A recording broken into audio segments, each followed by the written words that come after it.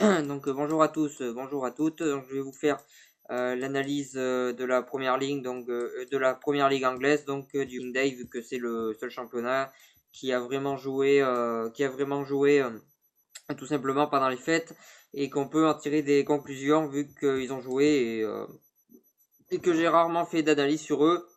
Donc du coup, je vais en profiter pour en faire une sur le championnat anglais qui est pas spécialement mon championnat préféré, mais voilà, je vais vous faire l'analyse là-dessus. Je vous souhaite à tous et à tous une très bonne année, bonne santé, voilà, à tous. Ça fait un petit peu message SMS, mais c'est pas grave. Euh, voilà sur ça. Je sais pas si vous avez vu possible retour de Payet à l'OM, ça serait vraiment énorme. Voilà, c'est juste énorme. Voilà sur ça. Pour en revenir à la première ligue, donc je vais parler des 6 équipes qui sont dans les premiers. Je pense qu'il va y avoir une course à 6, donc je vais en parler. Donc pour commencer, Manchester United, qui a eu du mal à gagner ce week-end face à qui a eu du mal à gagner ce week-end, qui a gagné 2-1 un petit peu à l'arrache avec deux buts de nos deux Français, Pomba et Martial. Voilà, deux buts un petit peu dans les dernières minutes. Vraiment très chanceux sur ce match. Manchester United, malgré tout, ils gagnent 3 points importants et ils sont encore dans la course. Je pense qu'ils peuvent finir au mieux quatrième cette saison. Voilà, ils ont pris beaucoup de retard. La méthode Mourinho marche plus comme avant. Voilà, ce qu'il a fait avec Porto ou avec l'Inter, Mourinho, c'est juste exceptionnel, mais ça marche plus trop en ce moment. Voilà, c'est un petit peu en panique. Voilà. Ça marche plus vraiment comme avant.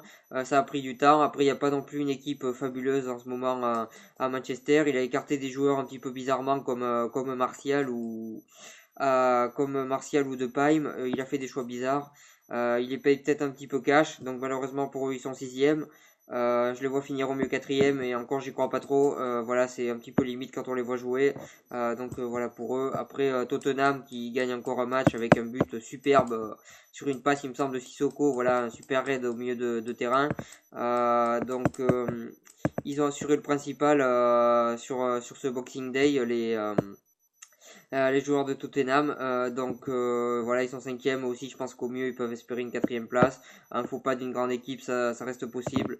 Ils ont un grand gardien qui est Lloris, une défense assez faible je trouve, et une attaque pas mal. Donc on va voir ce que ça va donner, mais ça reste très faible en défense. Et honnêtement, je crois pas trop aux espoirs de ce club pour être dans les 4 premiers. Tout simplement, les 4 premiers qui sont qualificatifs pour la Ligue des Champions. Voilà pourquoi je parle des 4 premiers. Voilà. Après Manchester City, bon, Manchester City qui a perdu le match chaud le match le plus chaud de tout le Boxing Day contre Liverpool 1-0. Voilà la méthode Guardiola de faire du beau jeu, ça prend du temps avec Manchester City. On voit pas encore la véritable empreinte. Ça met du temps à mettre en place vu que Guardiola est tout simplement un entraîneur qui impose un jeu partout où il passe. Donc c'est le jeu à la barcelonaise qu'il impose et c'est assez compliqué pour Manchester City en ce moment avec lui. Je pense que quand même je pense que quand même ça va marcher au bout d'un moment. Guardiola c'est un grand tacticien. Voilà, il aime le beau jeu, et, il aime ce jeu-là. Je pense que ça va quand même finir par marcher avec Manchester City tout simplement. Voilà. Après Arsenal, bon ben Arsenal, voilà, je pense que c'est la meilleure attaque d'Angleterre cette année. Au passage, magnifique coup du Scorpion de Giroud ce week-end tout simplement. Voilà, c'était un très beau but qui m'a énormément plu. Voilà sur ça. Voilà Giroud qui met un but et Arsenal qui gagne. Arsenal je pense peut finir deuxième ou troisième largement de ce championnat. Je les vois pas finir premier mais deuxième, troisième. Ça me paraît largement faisable. Cette année ils sont très forts offensivement, ils sont légèrement faibles défensivement. Voilà, ils ont deux gardiens de bon niveau mais pas de très haut niveau. Enfin Setch a déjà été de très haut niveau mais il est en fin de carrière. Et puis Ospina devrait passer un palier pour devenir un gardien de très haut niveau, ce qui n'est malheureusement pas encore le cas. Voilà pour Arsenal. Après, pour passer à Liverpool qui a gagné le match le plus chaud, bah j'ai envie de dire c'est la patte c'est la patte de leur entraîneur Klopp tout simplement, qui a su les entraîner, qui a su entraîner cette équipe qui sur le papier paraît assez faible, et au final elle est dans les premiers d'Angleterre cette année. Voilà, c'est quand même assez faible sur le papier, à part Coutinho et deux trois individualités, il n'y a pas grand chose dans cette équipe cette année. C'est pas la folie cet effectif, et pourtant sur le terrain c'est la folie, il y a des résultats de fou. Donc c'est simplement la patte Klopp qui est en train de marcher, et on avait dit que ça serait un duel d'entraîneurs cette année en Angleterre, c'est totalement vrai.